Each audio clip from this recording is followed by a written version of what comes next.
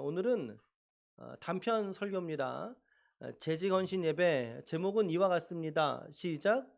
우리는 그리스도의 몸입니다. 우리는 그리스도의 몸입니다. 라고 하는 제목으로 하나님 말씀 증거하겠습니다. 먼저 옆에 인사할까요? 할렐루야라고 인사합시다. 시작. 할렐루야, 할렐루야, 할렐루야. 주님을 찬양합니다. 오늘도 주의 성전에 오신 지체들을 주님의 이름으로 축복합니다. 우리가 오늘 두 번째 주일입니다. 우리 이번 연도 신년 두 번째 주일. 우리 지난 주일은 신년 감사 예배로 함께 드렸습니다. 2026년도의 첫 번째 주일로.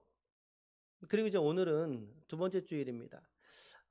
일명 이제 재직 헌신 예배로 드려지길 원합니다만 대부분의 교회들 내서는 보통은 재직 헌신 예배, 이런 헌신자가 들어간 특별한 예배들은 주일날 오후 예배가 있으면 오후 예배 때 보통 드려지죠. 오후 예배, 뭐 밤 예배가 있으면 밤에, 또 아니면 금요일에 이렇게 좀 드려지긴 합니다만, 우리 오늘 교회 형편상 우리 주일 예배를 좀 빌려서 같이 함께 좀 예배 드리길 원합니다. 교회에서 말하는 이 재직이라고 하는 것은요, 재직은 교회의 직분을 맡은 자, 페이지 하나 넘겨봐 보실래요? 교회의 직분을 맡은 자라고 하는 뜻입니다. 우리가 일반적으로 재직 증명서 이럴 때는 제가 아인데 교회의 재직은 어이를 씁니다. 그래서 재직, 이것은 곧 이제 서리 집사, 보통 우리 일반적으로 집사님들이라고 부르잖아요. 집사들, 서리 집사. 그리고 이제 여성들은 우리 권사, 또 그리고 이제 남성들은 안수 집사. 물론 이제 조직에 따라 장로가 있는 조직도 교회가 있습니다. 물론 이것은 단순한 직책을 뛰어넘어서 하나님 앞에 청지기로서 함께 역할을 분담하는, 교회가 목사 혼자 북치고 장구치고 할 수 있는 게 아니에요. 그러니까 또 저로서는 동역자들이신 거죠. 동역자들이라고 부르는 사람들이 바로 재직인 것입니다. 그래서 우리가 오늘 이렇게 재직 임명안을 오늘 주보에다 좀 넣어봤어요. 오늘 한번 주보 한번 보실래요? 주보를 보세요. 자, 우리 자, 일반적으로 사모는 재직이 아닙니다. 그런데 제가 뭐 여기저기 빼보니까 너무 작아서 제가 좀 이렇게 넣었어요. 담임 목사는 뭐 저하고 같이 안 사람 사모. 이제 우리 강도사님 전임이 아니라 파트시기 때문에 파트 강도사 혹은 교육부서를 맡고 있기 때문에 교육 강도사라고 부릅니다. 우리 정봉원 강사님. 우리 안수 집사로는 우리 정인명 우리 안수 집사님, 그리고 우리 정영우 안수 집사님, 그리고 이제 이주연 안수 집사님, 이렇게 세 분이 현재 시무로 계십니다. 물론 우리 정인명 집사님이 은퇴 연령이 지나시긴 했는데 뭐 여러 가지 형편을 고려했을 때 우리 시무로 우리 정인명 집사님 저희가 섬기고 있습니다. 우리 안수 집사님 세 분, 이제 권사님인데 저희 교회는 권사님이 시무 권사가 한 분이 계시죠. 시무 권사가 한 분. 이서영 권사님이십니다. 이서영 권사님. 그리고 이제 은퇴와 명예 권사님들이 여러 계셔요. 사실은 이런 조직 안에는 은퇴와 명예, 또 70세가 넘으신 분들은 사실 이렇게 넣지는 않습니다만 저희는 또 제가 좀 넣어서 좀 존경의 표를 드리고자 합니다. 그래서 은퇴 명예 권사님 이렇게 지금 5분 계시죠? 우리 김갑승 권사님, 은퇴 권사님이시고, 조영인 권사님 오늘 연락이 좀 통 안 되신다 그래요. 그래서 조금 신경이 쓰이는데 조영인 오늘 못 오셨어요. 못 오셨고, 두 분 권사님 형편을 아시고요. 우리 박금덕 우리 권사님, 올해 가장 따끈따끈한 우리 권사님이시죠. 박금덕 권사님 이렇게 계시고요. 우리 서리 집사인데요. 서리 집사는 가나다 순으로 일반적으로 합니다. 우리 안수 집사님 같은 경우는 대부분 직분 임직을 받은 순서. 그래서 안수 집사님들도 이 동기가 있어요. 장로님도 임직 동기가 있듯이 그런 순서로 일단 하는데, 보통 서리 집사는 매년마다 사실 임명을 받아야 됩니다. 그래서 여기에 이름이 있어야 사실은 집사라고 이제 불려지는데, 우리 남자 집사님이 우리 김정우, 장성웅, 정기주 우리 집사님 세 분, 우리 실버 70세 이상이신 우리 정구상 집사님, 여성 집사님 우리 신은영, 심일심, 우승미, 정희재, 하보미, 자, 그리고 실버 김복순 우리 집사님, 이렇게 저희가 재직 구성안을 여러분들께 좀 나누어 드렸습니다. 자, 오늘 명단을 이렇게 좀 주보에 넣어드려 봤습니다. 물론 이것은 우리 교회의 형편으로 살펴볼 때에 그렇게 큰 의미를 갖고 있지는 않습니다. 그래서 이제 제가 이제 좀 중견교회의 행정목사를 오래 했잖아요. 그럼 여기에 이제 뭐 순서가 틀렸네, 이름이 글자가 틀렸네, 왜 나는 빠졌네 하면서 이제 뭐 시험거리가 되기도 하고 뭐 그렇게 하기도 합니다만, 오늘 혹시 이 자리에 혹시 이거 재직 임명안에 시험 드신 분 계세요? 미리 말씀해 주시길 바랍니다. 자, 명단을 주보에 올려드려서 우리 온라인 계신 분들은 우리 채팅창에 주보 올려놨으니까 참고하셔서 보시면 됩니다. 자, 일반적으로 그래서 재직 헌신 예배라고 할 때는 보통 말씀드렸죠, 오후 예배 소화를 하는데, 오늘 우리는 오전 예배를 통해서 재직에게만이 아니라 오늘 우리 모두에게 성경은 무엇으로 공동체성을 오늘 우리에게 가르쳐주고 있는가, 이것에 대한 말씀을 나누고자 하는 거예요. 좀 더 일반화시켜서 우리 교회가 받기를 원한다라는 거죠. 뭐 이 이름 안에는 우리 청년들 안 들어가 있어요. 또 그리고 우리 성도들의 이름도 안 들어, 뭐 이미라 자매 뭐 이렇게 잘 못 나오죠. 안 들어가 있어요. 우리 김점녀 어르신 이름이 안 들어가 있어요. 그러나 우리 교회 모두에게 보편적인 일반화시켜서 하나님의 말씀을 우리에게 전하기를 원합니다. 교회 안에는 여러 다양한 사람들이 존재합니다. 오늘 여기도 마찬가지입니다. 우리 청년들이 몇 있고, 직분이 아직 없는 성도분들이 뭐 우리 여기서는 지금 안 보입니다만 우리 온라인에 또 계실 수가 있습니다. 성도라고 우리가 보통 이름하죠. 직분을 맡지 않으신 분들도, 직분을 맡으신 분들도 이처럼 계십니다. 바울은 이런 교회를 향해서 이들 중에 누가 더 중요한가? 오늘 이 죄지간 중에 누가 제일 중요하겠어요, 여러분? 누가 제일 중요한가? 저도 자식이 둘이 있는데 누구보다 자식이 중요하죠. 이 자리에 있는 분 중에 누가 제일 중요하겠어요? 저 자식이 중요하죠. 그런데 오늘 막상 재직의 이름을 이렇게 보다 보니까 단 한 사람도 사실은 중요하지 않은 사람이 이 자리에 안 계시더라는 것입니다. 한 분 한 분들이 너무나 소중하고 귀중한 하나님의 몸된 지체들인 줄로 믿습니다. 우리는 쉽게 이렇게 말하기가 쉬워. 인간의 관점에서는 우리는 이 중에 누가 제일 중요하지? 누가 가장 헌금 많이 내지? 누가 가장 많이 헌신하지? 누가 가장 많이 이 교회의 공헌도가 높지? 라고 하는 가치를 가지고 상대방을 바라볼 수가 있다는 거예요. 근데 오늘 바울은 이렇게 말하는 것입니다. 누가 중요한 것이 아니라 지금 우리 모두가 이 자리에 있는 우리 모두뿐만 아니라 우리 유아실에서 우리 말씀을 듣는 우리 자녀들까지 우리 모두가 사실은 지금 그리스도의 몸으로서의 지체의식, 살아있는 몸으로서 우리 각자들이 각자의 자리에서 기능하고 있는가라고 하는 것을 살펴보라고 우리에게 말씀을 던져주고 있다는 것입니다. 그래서 오늘 본문의 이 말씀은 재직을 위한 본문이 아닙니다. 누군가를 특별히 세우는 그런 말씀도 아닙니다. 우리 작년 말에 우리 안수 집사님 한 분, 명예 권사님 한 분을 세웠습니다. 그분들을 위한 말씀도 아닙니다. 그렇죠? 여러분 기억나십니까? 안수 집사는 누구예요? 예화가 좀 기억나실 것 같은데, 예화로 생각하시면 안수 집사는 누구예요? 교회의 건물의 철근과 같은 존재예요. 철근과 같은 존재. 권사는 누구예요? 아니 말고, 그렇죠. 친정 엄마. 명확하게 얘기하셔야 돼요. 어제 정우상 집사님 강정 오시면서 야 친아빠 왔다 그러셨어요. 친정 엄마니까는 남편이시니까는 친아빠 왔다 그러셨어요. 그 말씀 듣는데 너무 좋은 거예요, 제가. 너무 마음이 좋은 거예요.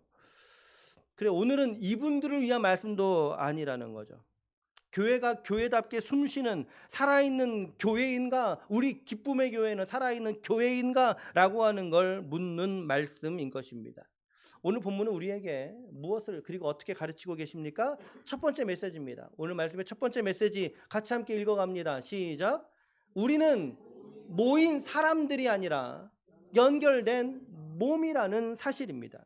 우리 12절로 14절 말씀을 같이 읽어봅니다. 12절로 14절 시작. 몸은 하나인데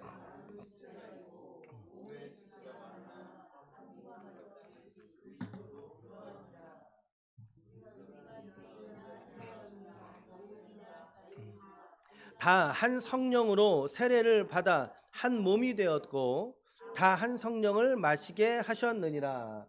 몸은 한 지체뿐만 아니라 여럿이니, 지금 바울이 말하고자 하는 것은 교회는 단순한 모임, 동호회, 조직이 아니라는 것을 말하고 있는 거예요.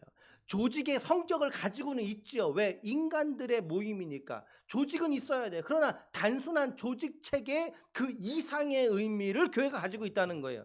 조직을 뛰어넘는 유기적 공동체. 한번 따라합시다. 교회는 유기적 공동체이다. 유기적 공동체이다. 이 원리가 몸에 있지 않습니까, 여러분? 교회의 머리는 그리스도이십니다. 교회의 머리는 담임 목사가 아닙니다. 장로, 안수 집사가 아닙니다. 권사가 아닙니다. 교회의 머리, 교회의 주인은 하나님이시고 교회의 머리는 우리 구주 예수 그리스도이십니다.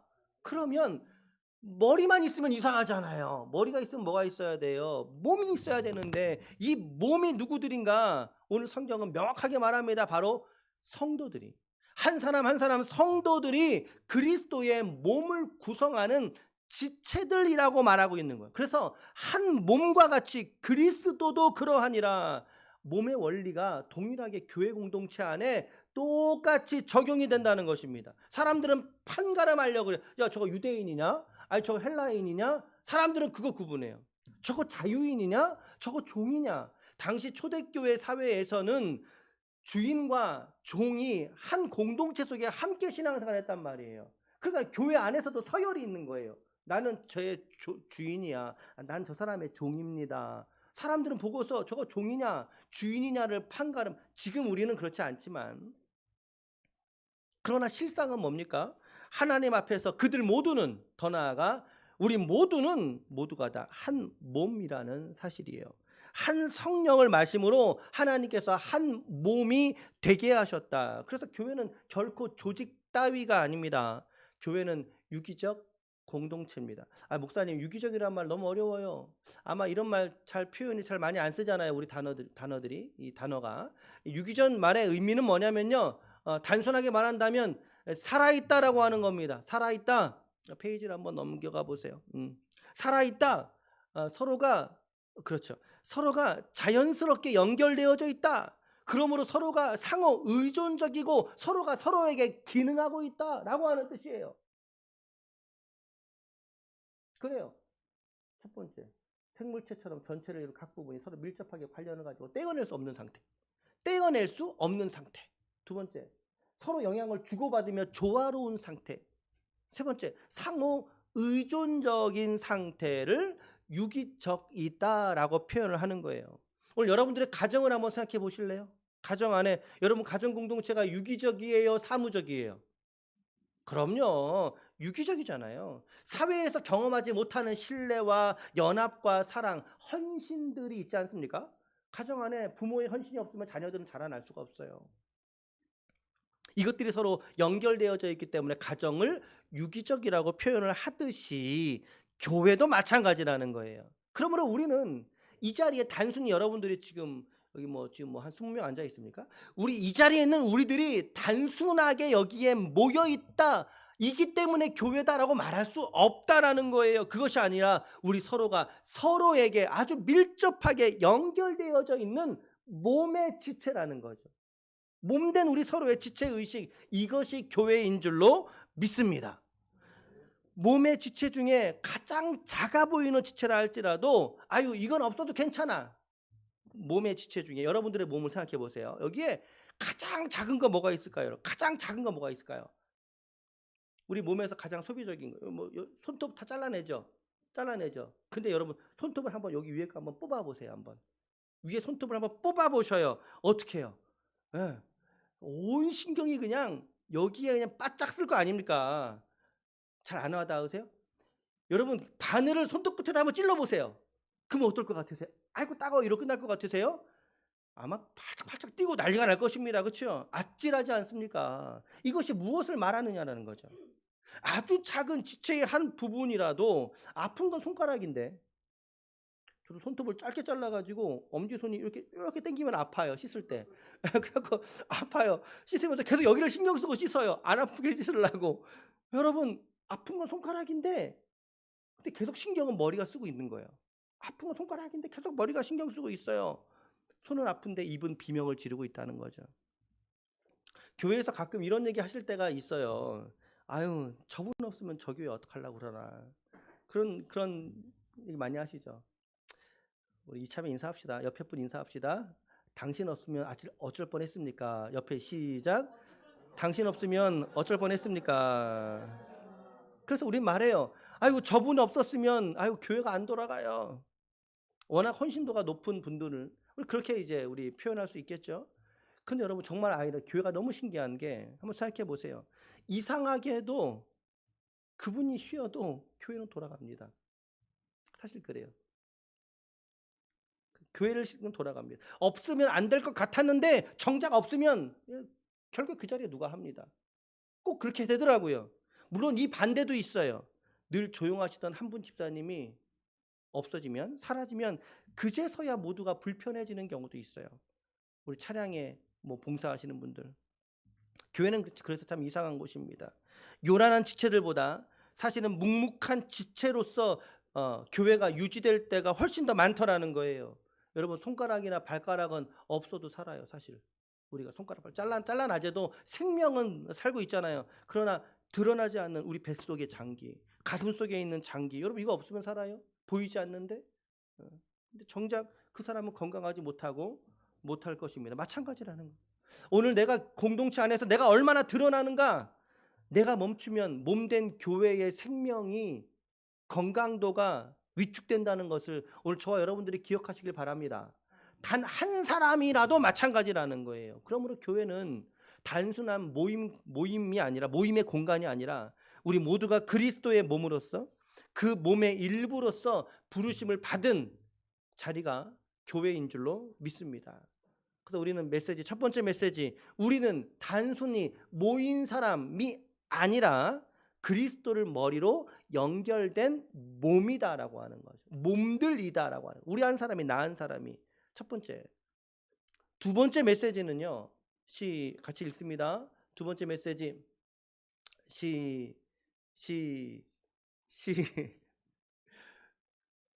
시작. 섬김은 나를 증명하려고 주신 것이 아니라 모두의 유익을 위해서 주신 것이다. 우리 4절부터 7절까지를 읽어보겠습니다. 4절로 7절 시작. 은사는 여러 가지나 성령은 같고 직분은 여러 가지나 같으며 또 사역은 여러 가지나 모든 것을 사람 가운데 이루시는 하나님은 같으니 각 사람에게 성령을 나타내심은, 그렇죠, 유익하게. 어디에 유익하게 해요? 나에게? 교회에 유익하게 하기. 다른 말로 그리스도의 몸을 유익하게 하기 위해서라는 거예요. 여러분, 은사, 섬김, 직분, 사역 모두가 다 같은 단어들입니다. 이 모든 것을 이루시는 하나님이 같으시다는 거예요. 더 나아가 이 섬김을 주신 이유를 뭐라고 말합니까? 나를 증명하라고. 나의 존재가 있어야지. 내가 있어야 돌아가. 내가 이런 사람이야. 이 정도는 내가 할 수 있어가 아니라 공동체, 몸된 교회 전체의 유익을 위해서 하나님이 그 사람에게 은사를 주셨고 그 사람에게 섬김의 마음을 주셨다, 이 말입니다. 자, 본문에서는 은사라고 표현을 했지만 이건 하나님의 선물이라는 뜻인데, 오늘 우리는 이 단어를 섬김이라고 하는 단어로 바꾸어서 적용하려고 합니다. 섬김은 나의 표현의 도구가 아닙니다. 그래서 은사는 나의 표현의 도구가 아닙니다. 공동체를 살리는 핵심은 바로 서로 섬김에 있다는 사실을 저와 여러분들이 잊지 마시길 바랍니다. 내 힘으로 하는 것이 아니라, 오늘 말씀에 뭐라고 그래요? 성령을 나타내심은 성령으로 가능하게 하셨다라고 말씀하고 있어요. 그래서 여러 사람들에게 여러의 직임과 사명과 섬김을 하게 하신 분이 하나님이시다라고 하는 것입니다. 하나님은 잘난 지체 한두를 사용하시는 것이 아니라 필요한 사람을 그 자리에 두시더라는 겁니다. 물론 때로는 직임에 따라서 좀 그 사람의 직업적인 전문성이 필요할 때가 있어요. 그럴 때가 있지요. 뭐 예를 들어 뭐 재정에 관련된 일을 맡기는데 전혀 관련된 일을 못 해보신 분이 하게 돼. 물론 맡겨도 합니다만 그런데 그 일을 능숙하게 할 때까지는 어떻게 돼요? 시간이 좀 걸리잖아요. 그렇죠? 근데 돈을 늘 다루던 사람이 그 자리로 돌아가면 어떻게 되겠어요? 보다 더 효율적일 수도 있습니다. 그러나 하나님은 그의 실력이나 자격이나 자격증을 검증하시는 것이 아니라 하나님이 필요한 사람을 그 자리에 세우신 것입니다. 그래서 때로는 여러분들이 어떤 직임을 맡으실 때 아이고 나는 아직 준비가 안 됐어요 라고 말하지 마십시오. 예.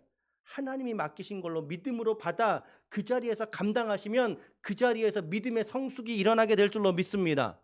주방에서 쓰임받는 칼 중에 가장 귀한 칼은 어떤 칼입니까? 예.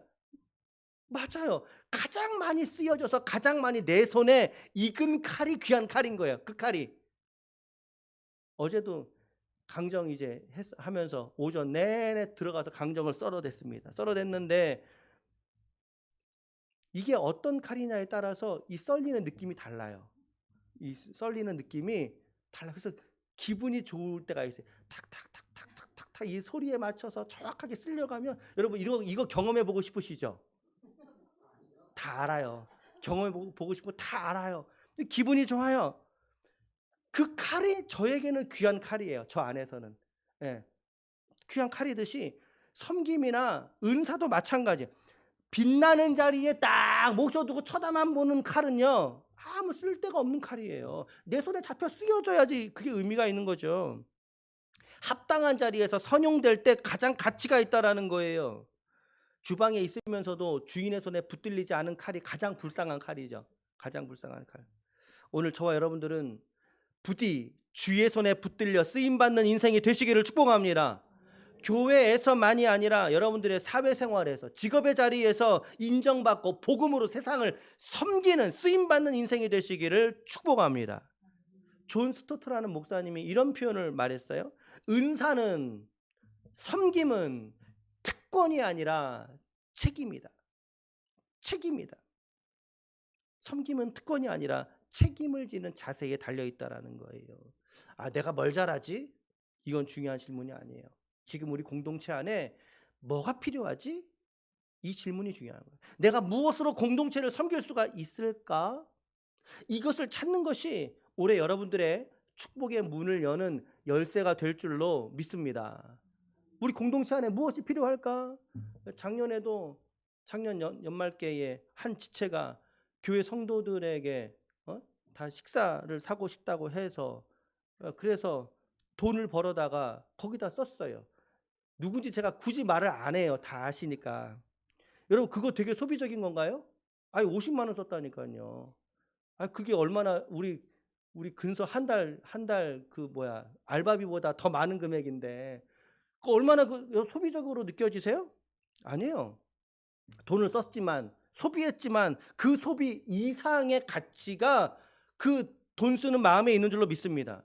소비한 데 끝나는 것이 아니라 그것이 이웃과 교회를 섬기는 데에 선용되더라는 거예요. 선용되더라는 거예요. 여러분 이런 거 섬김 아닙니까? 이런 게? 돈이 안 들어도 우리가 마음이 없어서 못하는 거예요. 사실은. 없어서 못하는 것이지 마음이 있으면 왜 못하겠어요. 여러분. 큰 돈이 50만 원 안 들어가도 돼요. 여러분 제가 지난주에 신의 악단이라고 들어보셨어요? 요 근래 영화인데 신의 악단 꼭 한번 다 보세요. 되게 은혜 받았어요. 꼭 한번 신의 악단 그 영화를 보고 나오면서 저도 이제 안사람하고 은혜를 받으면 나왔어요. 참 신앙에 너무 이게 유익하다. 그러면서 우리 교회 어르신들이 생각이 나더라고요. 어르신들이 좀 보셨으면 좋겠다. 근데 똑같이 한 말 중에 하나가 정우상 집사님 우리 네 분이 우리 권사님은 또 어려우시고 우리 좀 가서 좀 보시면 좋지 않을까? 그렇게 이야기를 동시에 했어요. 거의 동시에. 예, 동시에. 이따가 보러 가세요. 예, 예. 표를 끊어드렸어요. 4시 반. 오늘 4시 반 거. 내 돈 내산. 여러분 마음이 없으면요. 사람이 10,000원 쓰는 것도 덜덜거리면서 써요. 마음이 없으면 아깝다고 그게. 그게 인간이에요. 그런데 마음이 있으면 하는 거예요. 그냥 하는 거예요. 마음이 있으면. 마음이 없으면 못 하는 거고. 오늘 성경은 우리에게 말합니다. 그 마음을 성령께서 주장해 주신다고. 성령께서 주신 마음이라고. 오늘 여러분들의 마음에 성령께서 주시는 마음은 오늘 무엇입니까? 그 음성은 오늘 무엇으로 여러분들의 귀에, 영혼 속에 들리십니까? 오늘 우리 공동체에 무엇이 필요하다고 느껴지십니까? 그것이 사명이에요. 그걸 붙잡는 게. 그것이 직분이고 그것이 섬김인 거예요. 그거 섬김이. 그것에 민감할 때 내가 성장하는 거예요. 응? 그거에 민감할 때 내가 성장한다고요, 여러분. 두 번째는 섬김을 나를 위해 증명하는 것이 아니라 모두에게 교회에 유익을 주기 위해서 주신 것이다. 두 번째, 이제 마지막 세 번째입니다. 마지막 세 번째 같이 함께 읽어갑니다. 시작. 하나님은 덜 귀해 보이는 지체를 더 귀하게 여기신다. 자, 우리 22절로 24절까지 말씀을 같이 읽어보겠습니다. 22절로 24절 시작. 그뿐 아니라 더 약하게 보이는 몸의 지체가 도리어 욕인 우리가 몸에 덜 귀히 여기는 그것들을 더욱 귀한 것들로 입혀주며 우리의 아름답지 못한 지체는 더욱 아름다운 것을 얻느니라. 그런즉 우리의 아름다운 지체는 그럴 필요가 없느니라. 오직 하나님이 몸을 고르게 하여 부족한 지체에게 귀중함을 더하셨다고 오늘 성경은 말해요. 이 세 구절에서 지금 강조하고 있는 강조점이 무엇인지 발견해 보세요. 반복구가 있잖아요. 반복구가. 약하게 보이는 지체가 있다는 거예요. 그죠? 덜 귀하게 여겨지는 지체도 있다는 거예요. 심지어 부족한 지체도 있다는 거예요. 그런데 말씀해 보니까 하나님께서 그들에게는 뭐를 부으신다고요? 하나님의 사랑을 더 풍성하게 그들에게 부으신 줄로 믿습니다. 아멘. 연약해 보일수록 약해 보일수록 눈에 띄지 않는 자리에서 있는 섬김일수록 이 말씀을 저는 보면서 여기 이 자리에도 우리 지금 청년은 3명 있어요. 3명 있는데 현장에 3명 있어요. 우리 청년들에게 하나님 이 소중하고 귀중한 하나님의 은사와 하나님의 은혜를 우리 청년들에게 하나님 부어주십시오 라고 사모하게 되고 기도하게 되더라는 것입니다. 세상은 어떻습니까? 세상은 약하다 어떻게 돼요? 밟아버려요. 여러분들 직장생활 하시잖아요. 거기서 여러분 느끼지 않습니까? 내가 약해 보여, 내가 착해 보여, 손해봐요. 약해 보여, 짓밟아버려요. 이걸 약육 강식이라고 표현하죠. 세상은 강한 자가 살아남습니다. 강한 자가 지배합니다. 그런데 성경의 가치관에는요, 오히려 약한 자가 돌봄을 받습니다. 약한 자가 귀중함을 얻으며 약한 자가 더 큰 사랑을 받는다라고 성경은 말하고 있어요. 이것이 교회의 질서예요. 질서. 교회는 세상과 다른 질서의 체계. 여기서 덜 귀하다라는 말의 의미는 그 존재 자체가 실제적으로 덜 귀하다는 걸 말하는 것이 아니라 눈에 보이지 않는 자리에서의 묵묵히 섬기는 섬김. 교회 안에 섬김도 3D가 있어요. 힘들고 남들 하기 싫어하고 피하는 섬김들이 있어요. 그런 자리에서의 묵묵한 섬김, 보이지 않는 충성, 말없는 헌신, 묵묵한 순종. 지금 뭐 전선이 노출되어 있지만 대부분의 전선들은 저 안에 들어가 있어요. 콘텐츠 안에 다 들어가 있어요. 벽 속에 전선은 보이지 않습니다. 그러나 전선이 없으면 전원은 들어오지 않고 스위치가 아무리 밖에 달려 있어도 소용이 아무리 껐다 켰다 해도 전원이 안 들어가는데 보이지 않는 곳에 있는 깔린 선이 훨씬 더 중요한 거지 이듯이. 성도들의 신앙에서 가장 위험할 때가 언제냐면요. 아무도 나를 알아주지 않네 라고 하는 느낌적인 느낌이 들 때예요. 아무도 나 몰라주던데?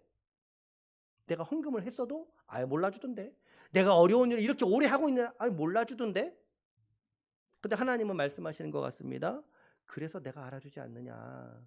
사람들은 못 알아줘도 하나님이 알아주시면 그것으로 오늘 저와 여러분들은 디 엔드 이제 끝나는 거예요. 사람이 알아주는 게 그거 얼마나 그게 저기 하다고 사람이 인정해 주었다가 나중에 또 인정하지 않아요. 사람은 변덕 부린다고요. 그런데 하나님은 그러지 않잖아요. 하나님이 말씀하십니다. 여러분들에게 내가 너 기억하고 있어. 내가 널 잊지 않고 있어. 너의 섬김을 내가 기억하고 있어. 사람들의 인정에 대한 욕구는 우리의 신앙을 비교 전락하게 만드는 원인이 된다는 걸 잊지 마십시오. 한 번 더 말씀드려 볼게요. 사람들에게 인정받으려고 하는 욕구는 우리 신앙을 비교해서 전락하게 만드는 원인이 된다는 것을 잊지 마십시오. 하나님 앞에서는 작은 사역이 없습니다. 그저 작은 마음만 있을 따름이에요.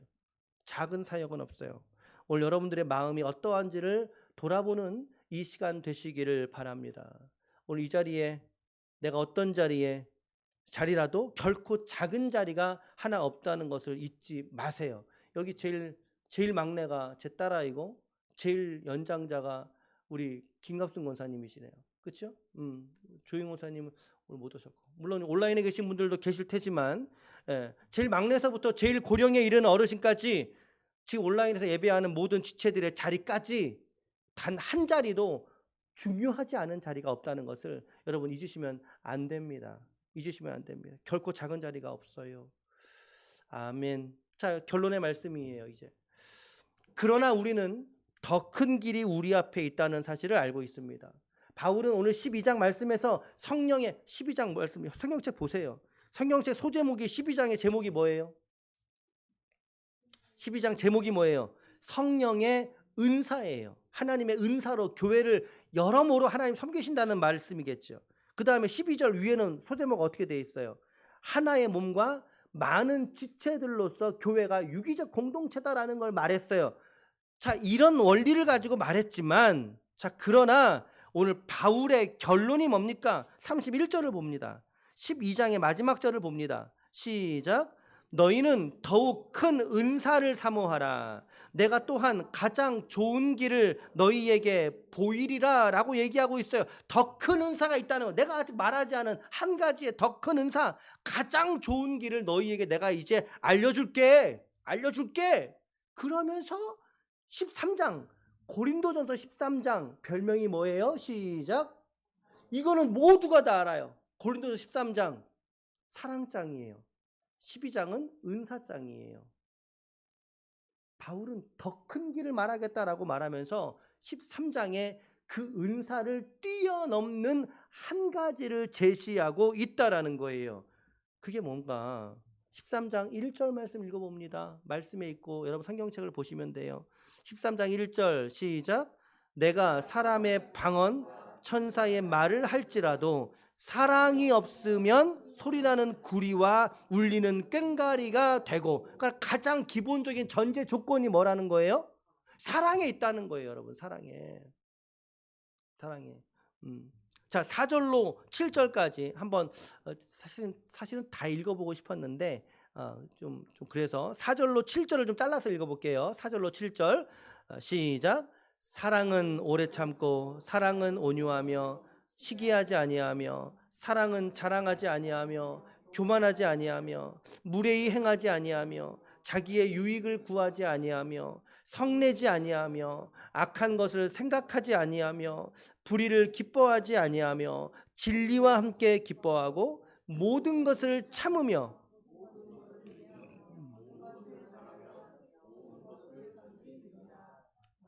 아멘. 뭐가? 사랑이. 사랑장의 결론은 마지막 절이죠. 13절 시작. 그런즉 믿음, 소망, 사랑 항상 있을 것인데 그 중에 제일은 할렐루야. 그 중에 제일은 사랑이라. 여러분 말씀 잘 보세요. 믿음과 소망은 어느 때까지 유효합니까? 믿음과 소망이라는 것은 주님 오실 때까지 유효합니다. 그렇죠? 오실 때까지만 유효해요. 내가 살아있을 때까지만 유효해요. 그런데 사랑이라는 가치는 우리가 하나님 나라에서 하나님과 더불어 평생 교제하는 것이 사랑입니다. 사랑은 그래서 영원한 거예요. 우리가 마태복음 16장 16절 시작. 주는 그리스도시요 살아계신 하나님의 그 고백과 사랑이라고 하는 가치만 영원해요. 이것만 영원해요. 이거를 절대 진리라고 말하는 거예요. 절대 진리. 사랑이 없으면 이 모든 섬김과 은사와 우리의 애씀이 다 쓸데없다. 울리는 꽹과리 되고 시끄러운 소리가 되고 만다. 재직의 헌신도 사랑이 없으면, 성도의 봉사도 사랑이 없으면, 우리 청년들의 열심도 사랑이 없으면 목적지를 잃어버린 배와 같은 거예요. 그래서 사랑은 다른 지체들의 아픔을 느끼게 하고 교회를 살아있게 만드는 가장 큰 원동력이 바로 사랑에 있는 줄로 믿습니다. 사랑으로 숨쉬는 교회가 되어야 할 줄로 믿습니다. 우리 기쁨의 교회를 우리 올 한 해 특별히 우리 모두의 섬김과 헌신을 통해서 사랑으로 숨쉬는 교회로 만들어가는, 세워가는 저와 여러분들 되시길 축복합니다. 다른 모든 영혼들이 와서 담겼을 때에 이 사랑을 깊이 경험하고 세상에 줄 수 없는 위로와 만족 속에, 평강 속에 삶을 살아낼 수 있도록 돕는, 세워가는 우리 기쁨의 교회 공동체가 될 수 있기를 축복합니다. 아멘. 마지막으로 기도 제목 3가지 말씀드리고 이제 마칩니다. 앞서 이 다 해설했을 때 참고했던 내용들이니까 여러분 딱 읽으시면 됩니다. 첫 번째, 시작. 섬김을 자랑이 아니라 사랑의 통로로 사용하게 하옵소서. 그렇죠? 섬김이라는 단어는 은사라고 하는 단어로 바꿀 수도 있다고 말씀을 드렸어요. 내 자랑이 아니라 사랑의 통로로 내가 사용할 수 있도록, 그렇죠? 사용할 수 있도록 내 건강을, 내 재정을, 내 시간을 사용할 수 있도록. 첫 번째 기도 제목. 두 번째 기도 제목은요, 시작. 자리에서도 흔들리지 않는 충성을 주옵소서. 사람들의 인정에 목말라 하지 아니하고 하나님을 주목하는 우리의 섬김의 자리와 우리의 삶의 자리가 되어야 할 것입니다. 마지막 3번째로, 사랑으로 하나 된 몸된 교회를 이루게 하옵소서. 아멘. 우리 각 지체가 서로를 살리는 그러한 사랑의 화신이 되어서 아름답게 교회를 세워가는 저와 여러분들이 되시기를 축복합니다. 아무쪼록 오늘 우리에게 주신 이 말씀, 우리 모두는 그리스도의 몸이라는 사실을 우리가 깨닫고 올 한 해도 우리 사랑과 섬김 속에서 아름답고 귀하게 기쁨의 교회를 지어가는, 세워가는 저와 여러분들이 모두가 다 되시기를 예수님의 이름으로 간절히 축원합니다. 아멘. 간절히 축원합니다.